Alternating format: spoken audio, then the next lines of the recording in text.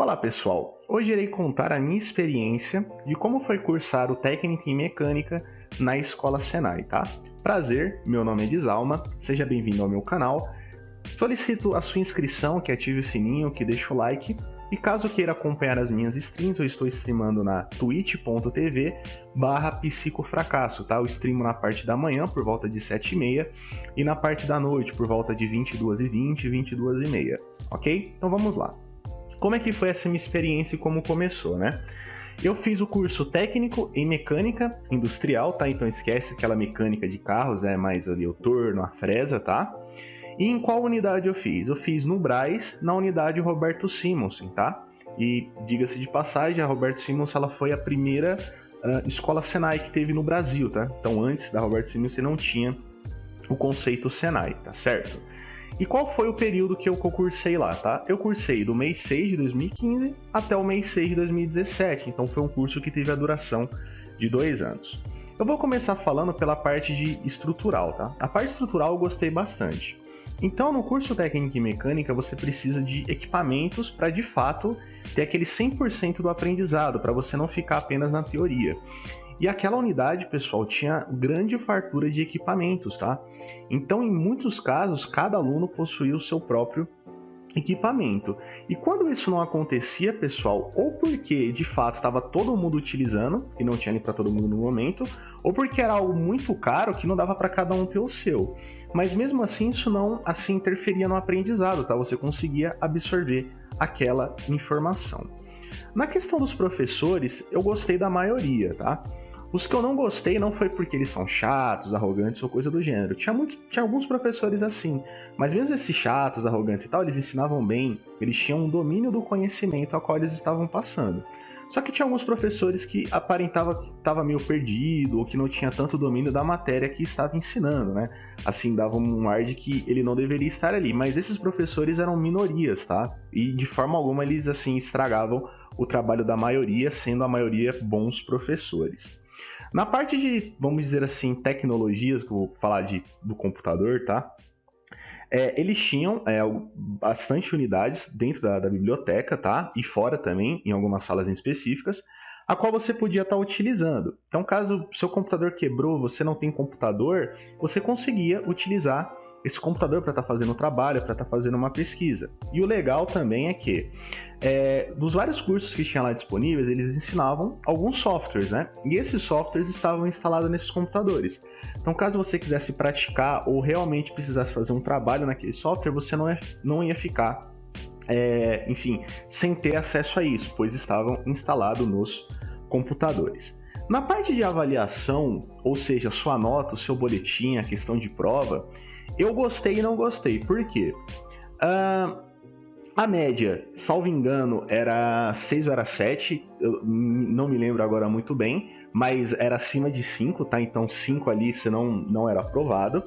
Só que era o seguinte, uma matéria tinha 3 submatérias, tá? Então eu vou dar um exemplo para você. Eu tinha lá Fundamentos da Mecânica.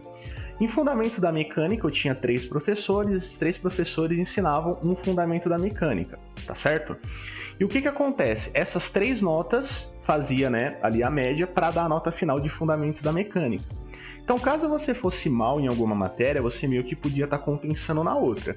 Isso é um tanto falho porque o aluno ele pode abusar, mas claro que você pode argumentar, né? Bom, mas aí o aluno está indo lá fazer o quê? Mas de toda forma, eu sempre acho válido quando a instituição ela te provoca, sabe? Ela te obriga nessa questão do ensino. Mas isso não apaga de forma nenhuma a excelência da escola, tá? Algo que me incomodou um pouco, mas talvez não te incomode. Em específico aquela unidade. Por aquela unidade ter sido a primeira, tem uma questão de patrimônio histórico ali. Então eles não, até aquele momento, né, que foi que eu saí em 6 de 2017, você não tinha visualmente uma escola moderna. Como assim? Deixa eu explicar. Os equipamentos eram modernos, mas a arquitetura da escola não era moderna. Então, se você entrar em algumas outras unidades Senai, você vai ver puffs, você vai ver almofadas, você vai ver um lugar clean, um lugar aconchegante. Quando você entra naquela instituição, você vê algo mais rústico. Por quê? Para preservar o quesito histórico. Por quê? Porque aquela foi a primeira escola Senai. E eu não tenho nada contra disso, mas não estranhe, tá? Outro ponto importante que eu acho válido estar falando para você. eles levavam muito a sério a questão do horário, tá? Então, se você tivesse lá atrasos, você ia ter problema. Isso eu concordo, tá, pessoal? Porque como o grande foco do Senai são as indústrias, embora hoje as indústrias elas tenham, né, evoluído nesse quesito organizacional de deixar algo mais humanizado, algo ali que deixa aconchegante para o funcionário, você precisa ter algumas métricas, né? Você precisa chegar na hora, você precisa tirar uma boa nota, você precisa respeitar as pessoas, e isso eles levavam muito a sério, tá? E eu concordo que continuem levando a sério. A coordenação eu gostava bastante, principalmente de uma pessoa lá chamada Dona Lara. Ela era tipo uma assistente social da escola. Ela escutava lá os alunos, resolvia os pepinos, bem aconchegante nesse quesito, tá? Só que algo que eu vou chamar aqui a atenção para vocês, tá? Então vamos lá. Muitos professores, eles têm contatos com pessoas que trabalham em grandes e pequenas empresas. E volta e meia, essas pessoas vão contactar esses professores e falar: olha, você tem alguns alunos e tal, para fazer um processo seletivo aqui? E evidentemente o professor ele vai olhar para aquele aluno que tem ali uma boa nota, que tem facilidade no aprendizado, tá? Isso de fato acontece, ok? Só que a gente precisa tomar um cuidado, e isso não só você, mas a instituição também eu acho que deveria tomar. Por quê? Porque hoje, pessoal, no mercado de trabalho, o conhecimento técnico ele é muito importante, ele não é descartado, tá? Só que o conhecimento de relações interpessoais também é muito importante. Então, já aconteceu de eu presenciar num processo seletivo uma pessoa que era muito melhor tecnicamente que eu, porém ela não conseguia falar em público muito bem direito, ela não conseguia muito se expressar muito direito, e ela acabava eliminada do processo seletivo e eu prosseguia. Aí você fala: poxa, Djalma, mas isso é injusto. Nem tanto, tá, pessoal? Por quê? Porque não adianta eu ter uma pessoa com um conhecimento técnico elevado se ela não consegue se comunicar, se ela não consegue passar o conhecimento dela, se ela não consegue se relacionar, tá? Então, algo que eu senti uma falta foi de uma preparação para processos seletivos. Não é que não tinha, mas eu considerei ela meio rasa.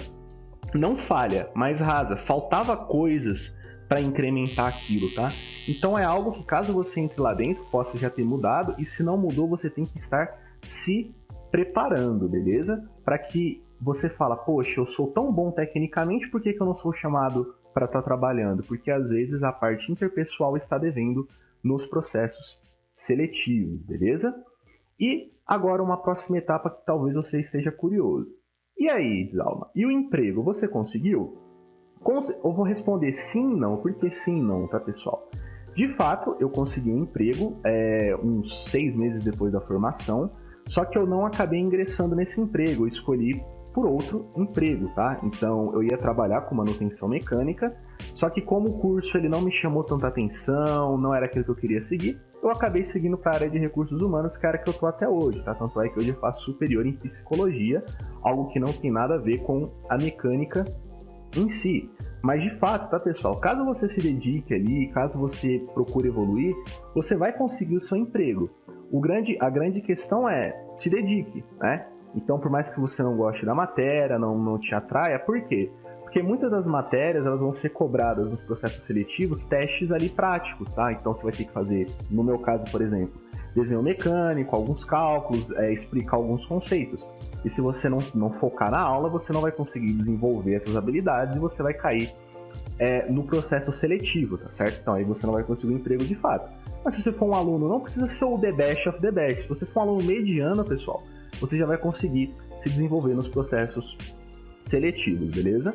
E o último tópico que eu gostaria de estar falando aqui, já não tem mais tanto a ver com a instituição em si, mas de opinião própria minha, é que é o seguinte: é muito comum, né, ver dentro do Senai alunos que fazem, por exemplo, o curso de aprendizagem industrial, que é um nível abaixo do técnico, depois ele vai para o técnico, aí depois ele vai para um tecnólogo ali, que é um curso de menor duração, mas é superior também, ou vai para o bacharel direto.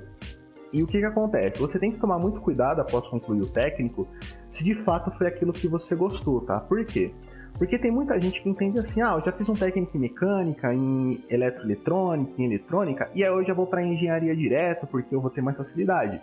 E talvez você se estrepe nessa parte de não porque ser difícil, de não do porquê ser caro ou coisa do gênero, mas porque talvez você não tenha gostado tanto daquilo, tá? E quando você cai de cabeça no ensino superior, pessoal, pode ser perigoso porque você pode estar fadando aí 5, 10 anos da sua vida com algo que você não gosta. E isso vai estar te prejudicando muito mesmo, tá? Então tome muitíssimo cuidado quando você pegar o seu diploma, se você de fato quer seguir naquela área, se você de fato quer fazer um curso superior naquela área, tá certo? E é basicamente essa minha visão e essa minha opinião de se vale ou não a pena estudar no Senai. Na minha opinião, sim, vale, mas depende muito também do que você quer para sua vida, de quais são os seus objetivos, tá certo? Agradeço imensamente a sua audiência. Caso tenha gostado do vídeo, deixa o like, se inscreva no canal, ativa o sininho e caso queira acompanhar a minha stream, twitch.tv/psicofracasso. Muito obrigado pela sua atenção e até a próxima.